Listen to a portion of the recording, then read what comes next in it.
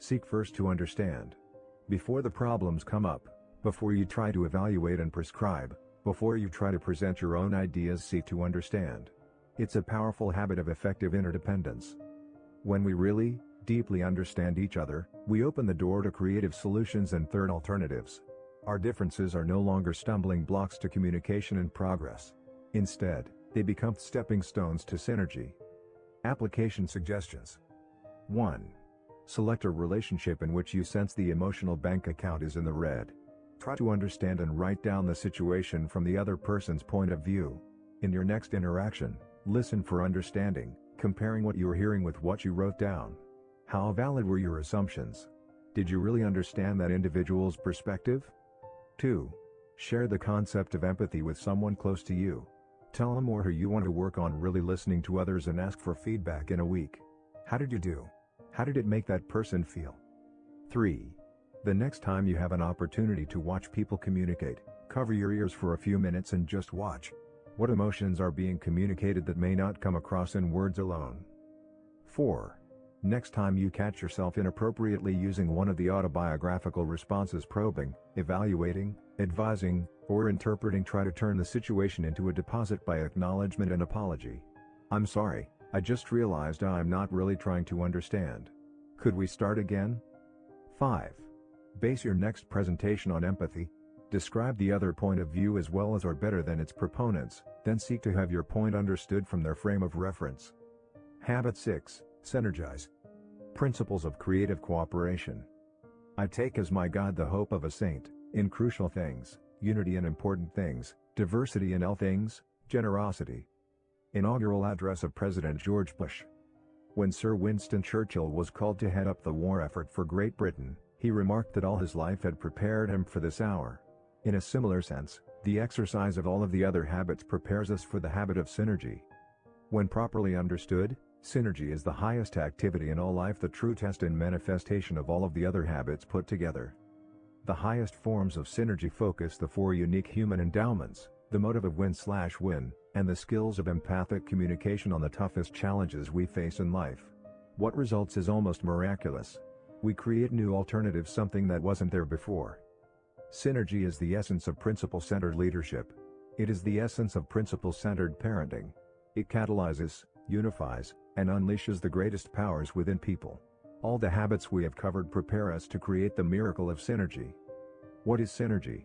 Simply defined, it means that the whole is greater than the sum of its parts. It means that the relationship which the parts have to each other is a part in and of itself. It is not only a part, but the most catalytic, the most empowering, the most unifying, and the most exciting part. The creative process is also the most terrifying part because you don't know exactly what's going to happen or where it is going to lead. You don't know what new dangers and challenges you'll find. It takes an enormous amount of internal security to begin with, the spirit of adventure, the spirit of discovery, the spirit of creativity. Without doubt, you have to leave the comfort zone of base camp and confront an entirely new and unknown wilderness. You become a trailblazer, a pathfinder. You open new possibilities, new territories, new continents, so that others can follow. Synergy is everywhere in nature. If you plant 2 plants close together, the roots commingle and improve the quality of the soil so that both plants will grow better than if they were separated. If you put 2 pieces of wood together, they will hold much more than the total of the weight held by each separately. The whole is greater than the sum of its parts. 1 + 1 = 3 or more. The challenge is to apply the principles of creative cooperation, which we learn from nature, in our social interactions. Family life provides many opportunities to observe synergy and to practice it. The very way that a man and a woman bring a child into the world is synergistic. The essence of synergy is to value differences, to respect them, to build on strengths, to compensate for weaknesses. We obviously value the physical differences between men and women, husbands and wives. But what about the social, mental, and emotional differences? Could these differences not also be sources of creating new, exciting forms of life, creating an environment that is truly fulfilling for each person, that nurtures the self-esteem and self-worth of each, that creates opportunities for each to mature into independence and then gradually into interdependence? Could synergy not create a new script for the next generation, one that is more geared to service and contribution, and is less protective, less adversarial, less selfish, one that is more open, more trusting, more giving, and is less defensive, protective, and political, one that is more loving, more caring, and is less possessive and judgmental. Synergistic communication. When you communicate synergistically, you are simply opening your mind and heart and expressions to new possibilities, new alternatives, new options. It may seem as if you are casting aside habit to begin with the end in mind, but, in fact, you're doing the opposite. You're fulfilling it. You're not sure when you engage in synergistic communication how things will work out or what the end will look like, but you do have an inward sense of excitement and security and adventure, believing that it will be significantly better than it was before. And that is the end that you have in mind. You begin with the belief that parties involved will gain more insight, and that the excitement of that mutual learning and insight will create a momentum toward more and more insights, learnings, and growth. Many people have not really experienced even a moderate degree of synergy in their family life or in other interactions. They've been trained and scripted into defensive and protective communications or into believing that life or other people can't be trusted. As a result, they are never really open to habit 6 and to these principles. This represents one of the great tragedies and wastes in life, because so much potential remains untapped, completely undeveloped and unused. Ineffective people live day after day with unused potential. They experience synergy only in small, peripheral ways in their lives. They may have memories of some unusual creative experiences, perhaps in athletics, where they were involved in a real team spirit for a period of time. Or perhaps they were in an emergency situation where people cooperated to an unusually high degree and submerged ego and pride in an effort to save someone's life or to produce a solution to a crisis. To many, such events may seem unusual, almost out of character with life, even miraculous. But this is not so. These things can be produced regularly, consistently, almost daily in people's lives. But it requires enormous personal security and openness and a spirit of adventure. Most all creative endeavors are somewhat unpredictable. They often seem ambiguous, hit or miss, trial and error. And unless people have a high tolerance for ambiguity and get their security from integrity to principles and inner values, they find it unnerving and unpleasant to be involved in highly creative enterprises. Their need for structure, certainty, and predictability is too high. Synergy in the classroom. As a teacher, I have come to believe that many truly great classes teeter on the very edge of chaos. Synergy tests whether teachers and students are really open to the principle of the whole being greater than the sum of its parts. There are times when neither the teacher nor the student knows for sure what's going to happen. In the beginning, there's a safe environment that enables people to be really open and to learn and to listen to each other's ideas. Then comes brainstorming, where the spirit of evaluation is subordinated to the spirit of creativity, imagining, and intellectual networking. Then an absolutely unusual phenomenon begins to take place.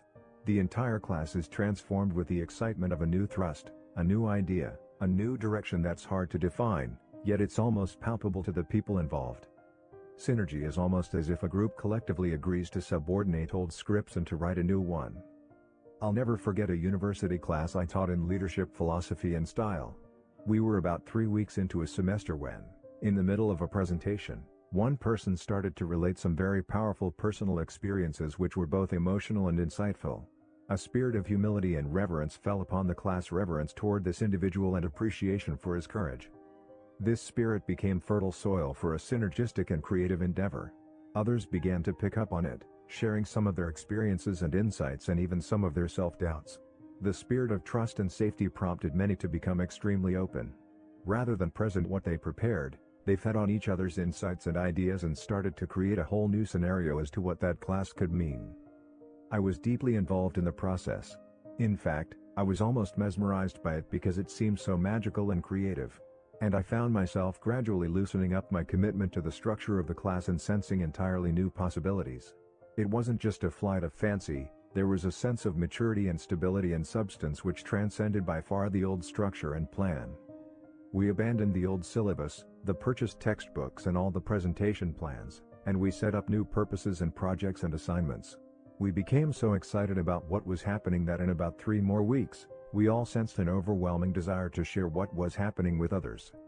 We decided to write a book containing our learnings and insights on the subject of our study, Principles of Leadership.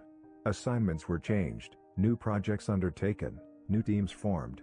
People worked much harder than they ever would have in the original class structure, and for an entirely different set of reasons. Out of this experience emerged an extremely unique, cohesive, and synergistic culture that did not end with the semester. For years, alumni meetings were held among members of that class. Even today, many years later, when we see each other, we talk about it and often attempt to describe what happened and why. One of the interesting things to me was how little time had transpired before there was sufficient trust to create such synergy. I think it was largely because the people were relatively mature. They were in the final semester of their senior year, and I think they wanted more than just another good classroom experience. They were hungry for something new and exciting, something that they could create that was truly meaningful. It was an idea whose time had come for them. In addition, the chemistry was right. I felt that experiencing synergy was more powerful than talking about it, that producing something new was more meaningful than simply reading something old. I've also experienced, as I believe most people have, times that were almost synergistic, times that hung on the edge of chaos and for some reason descended for it. Sadly, people who are burned by such experiences often begin their next new experience with that failure in mind. They defend themselves against it and cut themselves off from synergy. It's like administrators who set up new rules and regulations based on the abuses of a few people inside an organization, thus limiting the freedom and creative possibilities for many or business partners who imagine the worst scenarios possible and write them up in legal language, killer-rig the whole spirit of creativity, enterprise, and synergistic possibility. As I think back on many consulting and executive education experiences, I can say that the highlights were almost always synergistic. There was usually an early moment that required considerable courage, perhaps in becoming extremely authentic, in confronting some inside truth about the individual or the organization or the family which really needed to be said, but took a combination of considerable courage and genuine love to say it. Then others became more authentic, open, and honest, and the synergistic communication process began. It usually became more and more creative, and ended up in insights and plans that no one had anticipated initially. As Earl Rogers taught, that which is most personal is most general. The more authentic you become, the more genuine in your expression, particularly regarding personal experiences and even self-doubts, the more people can relate to your expression and the safer it makes them feel to express themselves. That expression in turn feeds back on the other person's spirit, and genuine creative empathy takes place, producing new insights and learnings and a sense of excitement and adventure that keeps the process going. People then begin to interact with each other almost in half-sentences, sometimes incoherent, but they get each other's meanings very rapidly. Then whole new worlds of insights, new perspectives, new paradigms that ensure options, new alternatives are opened up and thought about. Though occasionally these new E's are left up in the air, they usually come to some kind of closure that is practical and useful. Synergy in business. I enjoyed one particularly meaningful synergistic experience as I worked with my associates to create the corporate mission statement for our business. Almost all members of the company went high up into the mountains where, surrounded by the magnificence of nature, we began with the first draft of what some of us considered to be an excellent mission statement. At first the communication was respectful, careful and predictable. But as we began to talk about the various alternatives, possibilities, and opportunities ahead, people became very open and authentic and simply started to think out loud. The mission statement agenda gave way to a collective free association, a spontaneous piggybacking of ideas. People were genuinely empathic as well as courageous, and we moved from mutual respect and understanding to creative, synergistic communication. Everyone could sense it. It was exciting. As it matured, we returned to the task of putting the evolved collective vision into words, each of which contains specific and committed to meaning for each participant. The resulting corporate mission statement reads: Our mission is to empower people and organizations to significantly increase their performance capability in order to achieve worthwhile purposes through understanding and living principle-centered leadership. The synergistic process that led to the creation of our mission statement engraved it in all the hearts and minds of everyone there, and it has served us well as a frame of reference of what we are about, as well as what we are not about. Another high-level synergy experience took place when I accepted an invitation to serve as the resource and discussion catalyst at the annual planning meeting of a large insurance company. Several months ahead, I met with the committee responsible to prepare for and stage the two-day meeting, which was to involve all the top executives. They informed me that the traditional pattern was to identify 4 or 5 major issues through questionnaires and interviews, and to have alternative proposals presented by the executives. Past meetings had been generally respectful exchanges, occasionally deteriorating into defensive win-slash-lose ego battles. They were usually predictable, uncreative, and boring. As I talked with the committee members about the power of synergy, they could sense its potential. With considerable trepidation, they agreed to change the pattern. They requested various executives to prepare anonymous white papers on each of the high-priority issues, and then asked all the executives to immerse themselves in these papers ahead of time in order to understand the issues and the differing points of view. They were to come to the meeting prepared to listen rather than to present, prepared to create and synergize rather than to defend and protect. We spent the first half day in the meeting teaching the principles and practicing the skills of habits 4, 5, and 6. The rest of the time was spent in creative synergy. The release of creative energy was incredible. Excitement replaced boredom. People became very open to each other's influence and generated new insights and options. By the end of the meeting, an entirely new understanding of the nature of the central company challenge evolved. The white paper proposals became obsolete. Differences were valued and transcended. A new common vision began to form. Once people have experienced real synergy, they are never quite the same again. They know the possibility of having other such mind-expanding adventures in the future. Often attempts are made to recreate a particular synergistic experience, but this seldom can be done. However, the essential purpose behind creative work can be recaptured. Like the Far Eastern philosophy, we seek not to imitate the masters, rather we seek what they saw. We seek not to imitate past creative synergistic experiences, rather we seek new ones around new and different and sometimes higher purposes. Synergy and communication. Synergy is exciting. Creativity is exciting. It's phenomenal what openness and communication can produce. The possibilities of truly significant gain, of significant improvement are so real that it's worth the risk such openness entails. After World War II, the United States commissioned David Lilienthal to head the new Atomic Energy Commission. Lilienthal brought together a group of people who were highly influential celebrities in their own right, disciples, as it were, of their own frames of reference. This very diverse group of individuals had an extremely heavy agenda, and they were impatient to get at it. In addition, the press was pushing them. But Lilienthal took several weeks to create a high emotional bank account. He had these people get to know each other, their interests, their hopes, their goals, their concerns, their backgrounds, their frames of reference, their paradigms.